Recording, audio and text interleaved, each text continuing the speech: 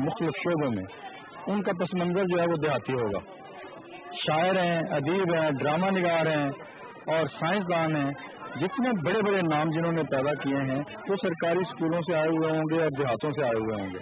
देहात में ये है कि इंसान का नेचर के साथ एक ताल्लुक होता है और उसके अंदर एक क्लैरिटी होती है और आलूदगी नहीं होती, ज़हनी आलूदगी भी नहीं होती, ख्यालात की आलूदगी भी नहीं होती। तो मैं समझता हूँ कि दूर दराज इलाकों में, देहाती इलाकों में अगर ऐसे अदारे, जिस तरह से ये सर सैयद का अदारा ये काम कर रहा है, अगर इस तरह के अदारे मॉडर्न बुनियादों पर तालीम पहुँचा रहे हैं तो ये बहुत बड़ी खिदमत है।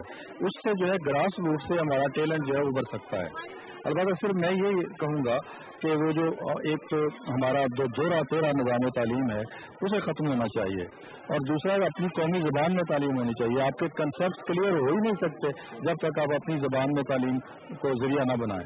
तो तालीमी ज़रिया जो है, तदरीस का ज़रिया, वो आपकी अपनी ज़बान होनी चाहिए। उन्हीं मुल्कों ने तरक्की की है जिन्होंने अपनी ज़बान के ज़रिए से इल्म सीखा है, ताकि उनके ज़हन में क्लैरिटी पैदा हुई है और फिर वो ओरिजिनलिटी पैदा होती है उससे।